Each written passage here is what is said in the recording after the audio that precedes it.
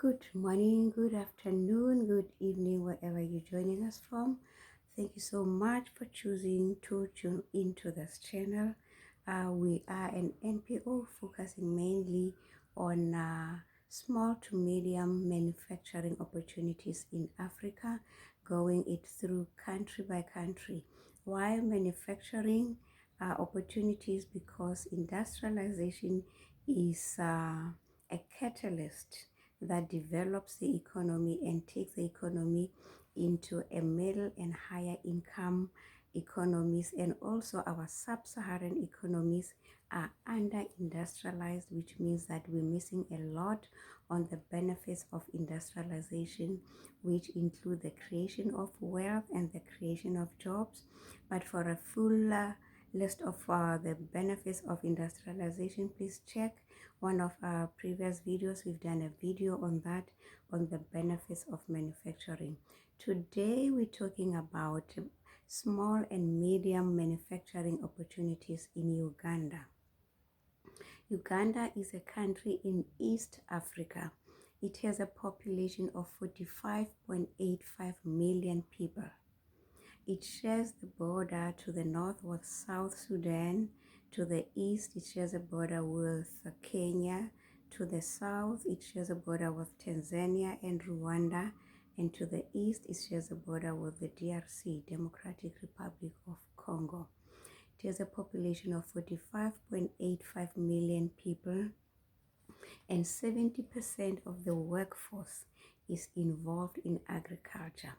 But it is said to have a well-developed agricultural sector, which is very heartening. We want more and more African countries to have developed agricultural sector, doing agriculture in a modern way, mechanize it to improve farm yields.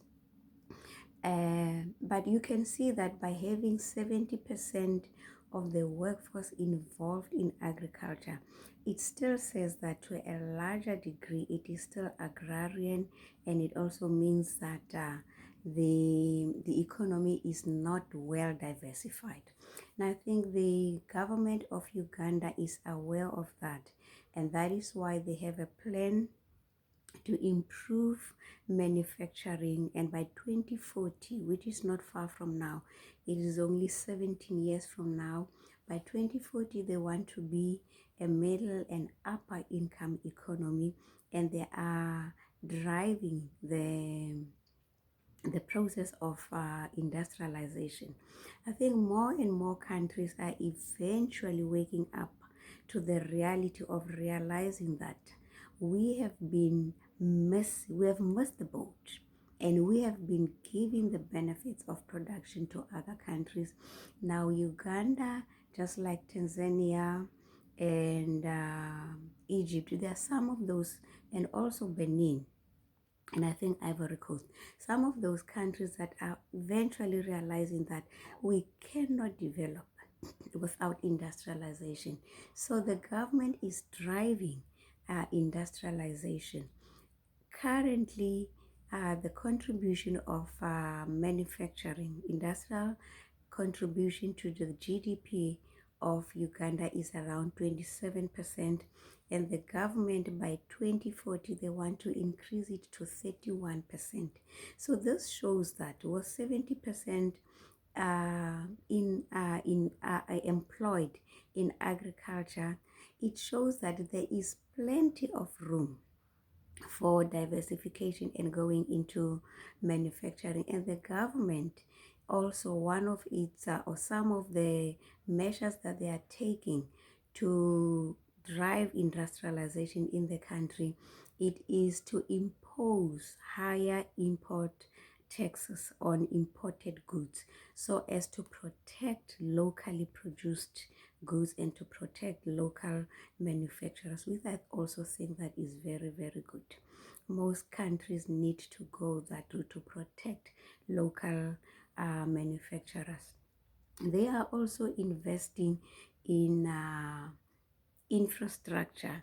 They have industrial parks, which I think is very good, because if you're going to talk and going to promote manufacturing, people need factories where they can do the job, where they can produce stuff from. They also have a well-developed network of roads and railways, which also is necessary to transport the good. And then there is also well-developed um, logistics and packaging industry, because those are also necessary. There are about 5,000, at least 5,000 industries in Uganda. But the fact that also 70% is still involved or employed in agriculture shows that there is still room for more, still room for people, more industries to come in. Because at the moment, you do find that there is 5,000 industries, and most of them they are involved in adding value to farm produce. That would be the production, agro-processing, the production or adding value to farm produce and beverages. But there is still, and the population is not small really.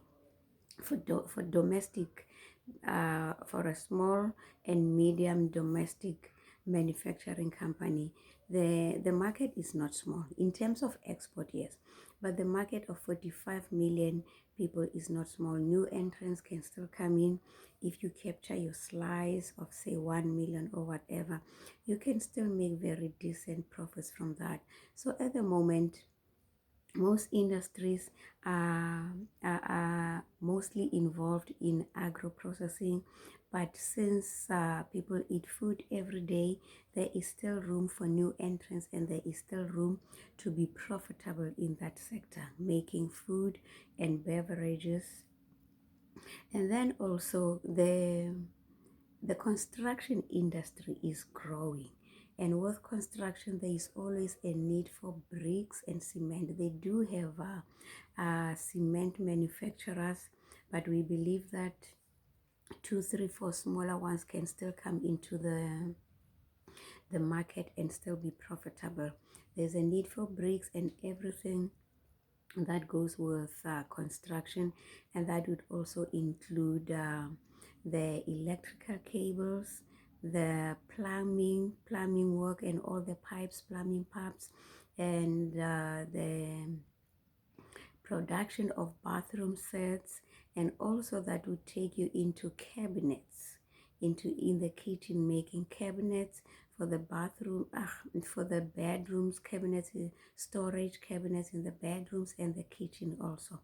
And then also there is a need for paints and other chemicals like fertilizers that are still needed, and more so that we say that the agricultural sector is developed, there is a need for fertilizers and also need for paints, of course.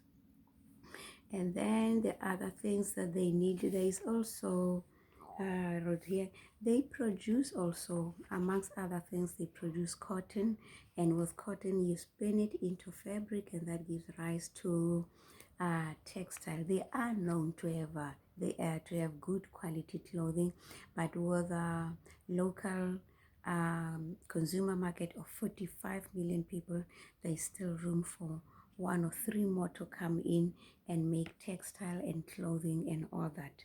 There is still room also for, they make tobacco and sugar, that it is existing, and there is still room for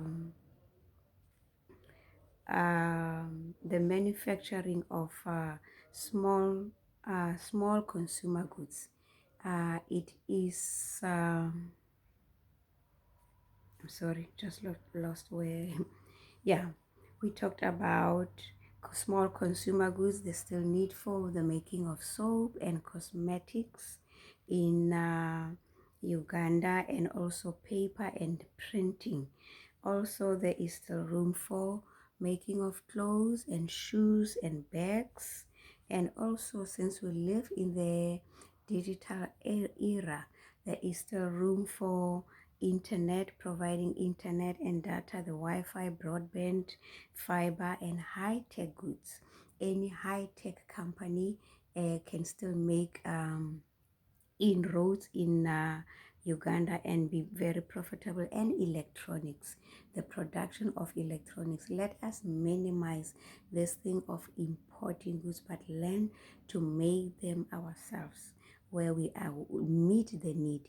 Instead of meeting the need by importing a goods from elsewhere, we miss the benefits of manufacturing. So these electronics, let us make them locally. There's a need for that. And of course, they say the East African bloc, the community, the need for or the demand for consumer goods is growing by 16%. So it does show that there is a need, there is a growing demand. Therefore, there is room for people to come into the small consumer goods market and produce them. And also the manufacturing of motorcycles, that is one area. And of course, as a manufacturer of motorcycles, you are likely to have not to have many competitors, and therefore it makes your venture to be likely very profitable there. And home appliances, there's a need for home appliances, that would be furniture, TV, and also dairy products that we could come up with. And then lastly, they share, or they have water, they have Lake Victoria, and they share that with Tanzania. Along Lake Victoria, there is a room for tourism, hotel space, apartment rentals, B&B, and the development of the development of tourism, because that will largely be for tourism. But when we talk of tourism, we tend to think of international travelers. Yes, it is true, but also local ones from within Uganda or from around Uganda, in East Africa, or even all over Africa. So there is plenty of room for the development of tourism, hotel space, and also they could position themselves as along those along the lake. They could position themselves as a conferencing venue, have conference facilities to draw people into the country to have large meetings. And also tourism in terms of wildlife and national parks. There's about 10 national parks and about 12 wildlife reserves. They could develop tourism along that, so investors could think of tourism along those lines and come and invest in the country and develop. And it will be it will be profitable. But profitability will not only depend on the size of the market and the competition, but of course your strategies that you put in place and how you do business. But there is a market which is not small. It might not be too big, but it is not small. 45.85, nearly 46 million people. It is not a small market. You can be quite profitable if you do business well, do customer service very well, good business strategies, and look after the market that you have captured, so that you retain that for the long time to come. Even when new entrants come in, you have good people that you service well. So that is what we could come up with, that there is still room. The manufacturing sector is relatively small, which makes it which means that there's still room for more people to come in. The earlier you come in, the better, so that you develop your market, you develop your established customer base, and you service that market well to retain it. And so that is what we could come up with for Uganda. It is growing, and much better if you do business or manufacturing in a country where manufacturing is driven by or there is strong governmental drive, and they also provide the infrastructure, and they also have tax incentives to attract people to come and do manufacturing in the country. And they also have um,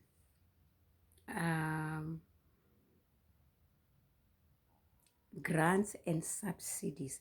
But grants and subsidies, I would want to believe that they would lean more towards local people. You wouldn't want, yeah, they would lean more towards local people, but you can go in partnership with local people or bring in your investment into the country. But there are tax incentives for doing manufacturing in the country, and then you also know that you have greater level of protection from imported goods in the form of high import taxes. So that is what we could come up with. We want to promote and strengthen manufacturing in Africa. I think instead of sending you to the video we did before, we will put the link to that video in the description box below, so that you can also see the benefits of manufacturing to a country and to individuals, because it also creates many millionaires. There are many benefits to manufacturing. We will put that in the description box below, and thank you so much for choosing us, and see you in the next video. Bye bye.